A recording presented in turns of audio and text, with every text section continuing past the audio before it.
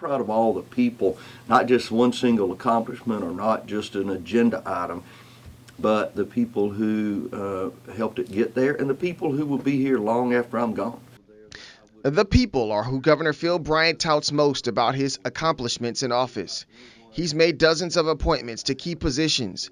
One of the most celebrated is former Justice David Chandler, brought in to help retool the state's child foster care system back in 2017.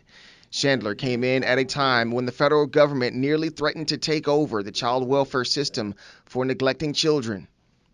One of his most prized appointments is also one of his most controversial.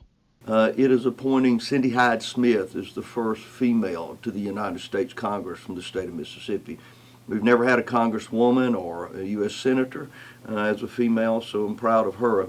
Cindy Hyde-Smith made national headlines last year as she ran to keep her U.S. Senate seat.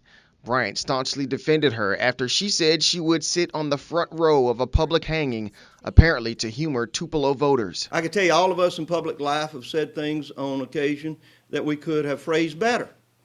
When you make as many speeches as we do in public life, that does occur.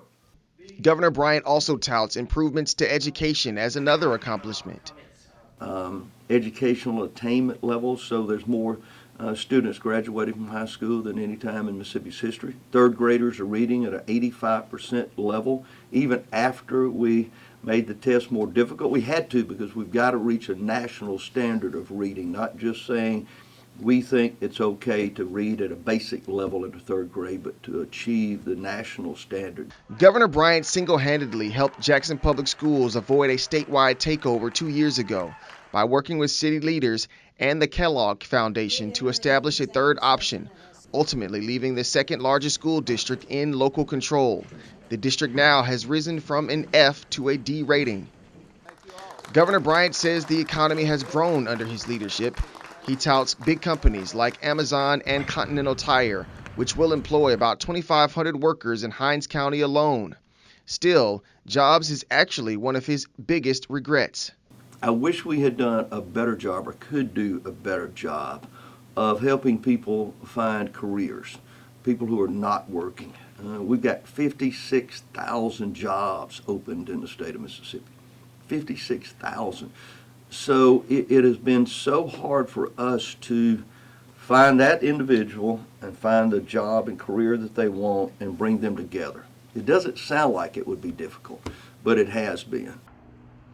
Many Democrats would argue that the difficulty lies in the governor's refusal to do anything about the Mississippi state flag bearing the Confederate battle emblem. The flag came back into question after a dummy version was used in the Charlottesville riots. Hundreds of bills to change the flag have never made it to a vote. Even the Speaker of the House, Philip Gunn, has had a change of heart on the issue, but that has not changed Governor Bryant's mind. I think if the legislature, and I know the Speaker and others are in favor of changing the flag, if they want to do that, they certainly have the power to put it on the ballot. I've encouraged them to do that in years past. I'll encourage them to do that again in the future. Perhaps one of the only social justice issues Governor Bryant has taken on is the fight to end abortion in the state.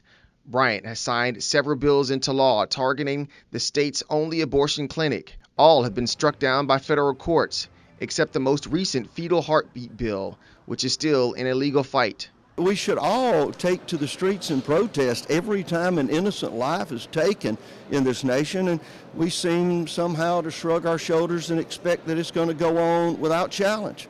We in the pro-life community are going to challenge it each and every day, every opportunity we get. Governor Bryant focuses on his own life now as he looks forward to the future and spending more time with his family. Governor Bryant says that life after the governor's mansion will be filled with fishing and dates with his wife. Yeah. And we need to. I mean, we like to go to Stark's. It's a little restaurant in Hazelhurst, and that's kind of our favorite dating spot. But mainly just at the farm. We don't mind sitting on the front porch a little bit in our point in life, and bring the grandchildren down to fish in the pond and enjoy the grandparents' place in the country.